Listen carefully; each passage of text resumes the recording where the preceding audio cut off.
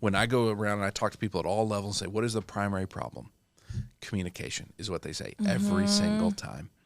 And we see that when there are that breakdown of communication, suddenly everything else breaks down. Yeah. The quality of what we do, the service of what we do. And so while I think greatness really is found in small details, communication has got to be a key piece of that. Right.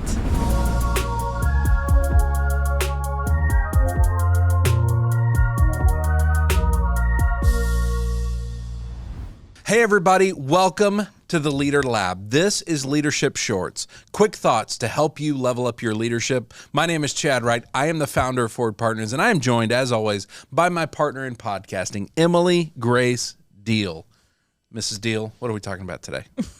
I don't know if I like that. It was weird, wasn't it? I know. Sorry. We're kicking off good on this one.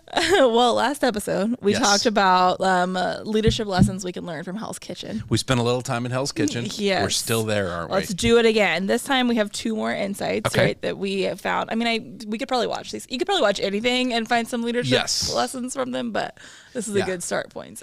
So a couple things I noticed as we were watching through it. The first one really is that greatness is in small details, right? Mm-hmm. As leaders, we tend to be big thinkers. We tend to be big picture, new ideas, visionary.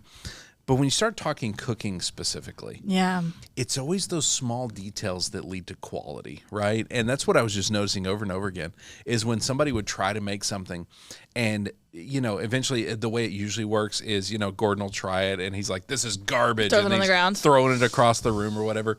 The base of that throwing it across the room usually was they didn't pay attention to detail. It was a small thing. Right. They're like, he's like, how could you undercook this steak? Or like, how could you, like, this is the easiest of things. Yeah. How could you miss this? And it's because they're trying to do this like grand thing and they're missing the little. And they're missing the little details. And what's interesting about that, like if I was trying to cook a steak and I undercooked it and Gordon threw it across the room, I would be like, that makes sense. I literally don't know how to cook a steak.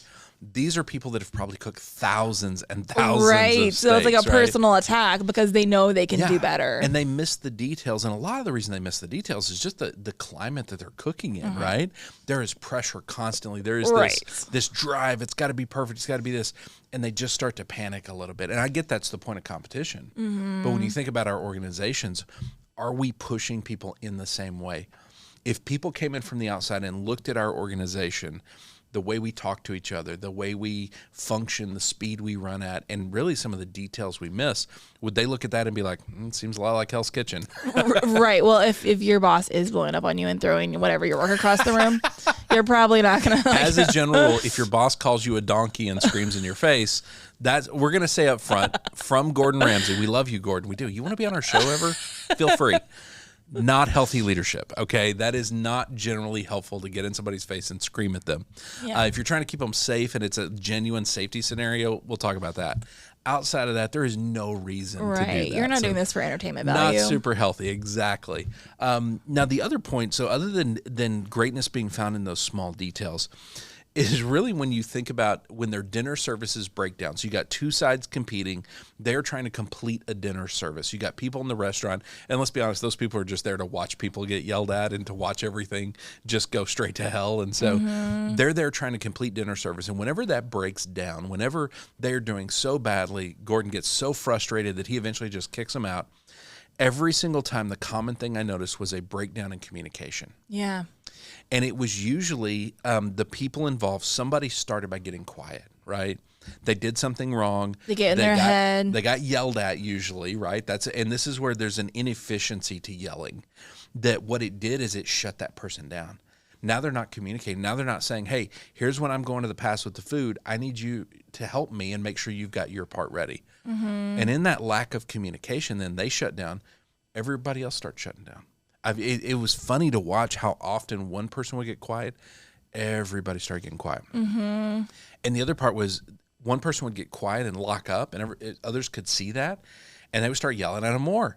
You got to communicate. You got to communicate. Sure, let me do that now. Turns out was not very helpful, right? Yes. And we see this in organizations all the time where communication breaks down. Every single one of the organizations we've ever worked with, when I go around and I talk to people at all levels and say, what is the primary problem? Communication is what they say every single time. And we see that when there are that breakdown of communication, suddenly everything else breaks down. Yeah. The quality of what we do, the service of what we do. And so while I think greatness really is found in small details, communication has got to be a key piece of that. Right. If we are not all on the same page and moving forward together, that's where problems start to really pop up. Mm-hmm. And that's where, it's defining success too. It's making sure we are all moving in the same direction. Communication is how we do that. Because otherwise you've got 8 people there in the kitchen, all with their own definition of success, their own interpreting way of doing what things. Everyone else is doing. Yes, and they're all moving in all these crazy different directions. Communication ensures that when I go over here, you're coming with me. Yes. That starts with the leader at the top. And if you look at Gordon, he's not the best at communicating. And maybe that's intentional to create that chaos. Right. I get that. Again, we don't have the same entertainment factor. Exactly. We're not trying to entertain. We're trying to lead. We're trying to get things done. We're trying to have impact, right? And so because of that lack of communication at the top, it's not modeled for anybody else. Mm-hmm. And nobody else then, when one person starts to break down, it starts to break the whole chain of communication. And so it's funny for us to watch, but then also when we see what it does in organizations, it's kind of devastating. Yeah, I really like taking it, even though it's not a one-for-one lesson here, but I like the idea that when you see that lack of communication and you apply it to your own organization, you can really see that communication is a big piece, and you don't always notice it's missing until you start to see these other problems that come from it. Yes. Right? You're like, absolutely. Oh, why are we not communicating? What happened? Yeah. And then you can kind of trace it back to like, that person doesn't communicate because they got yelled at. That person is now feeling like, their opinions don't matter, and it kind of flows from there. And in reality, if the goal was to bring that team along and finish that dinner service, the move would be for Gordon Ramsay as the leader to stop and say, how am I not modeling communication? Mm-hmm. How am I not connecting them? How am I not leading them well? That's step one. Right. And so really we have to be able to do that in our organizations too. Everyone needs to be brave enough to start speaking even though people aren't. Yes, it is so hard to do. We have to create space for that and model that. Right. We've thoroughly enjoyed our time in Hell's Kitchen, and I really think these insights are interesting for leaders. That first one, that greatness is found in the details. It is small details often, and that's what gets overlooked in chaos. And as fast as most of our organizations are moving, there's a lot of chaos. There's a lot of inability to pause and create space to look at small details and make sure those are taken care of. And because those are lost, we're losing that greatness that we're after. And ultimately at the end is communication. If we as leaders are seeing miscommunication, we are seeing problems throughout our organization, we've got to stop and be introspective and say, where am I not communicating well? Where am I not modeling this communication? And then how do I connect the people that are not communicating well and show them how to do this? How do I make sure that we are moving forward together? Gordon Ramsay's goal is not necessarily that team moves forward together. His goal is entertainment. Our goal is that we are all moving forward together as a thriving team. So those are some things I think we can learn from Hell's Kitchen. I've enjoyed our time in Hell's Kitchen. I don't want to spend a lot of time there, though, because it is kind of exhausting with all that drama.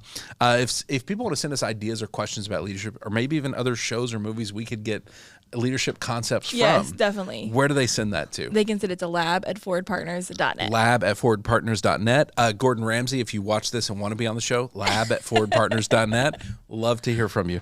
If people want to find us on social media all over the place where we're putting out content all the time about this, where do they find that? @ForwardPartner. @ForwardPartner. Thank you for this conversation and joining us in Hell's Kitchen. Thank you, John, for producing. Thank you, Wilco Workspaces, for partnering with us on this podcast. We will see you next time right here in the Leader Lab for Leadership Shorts.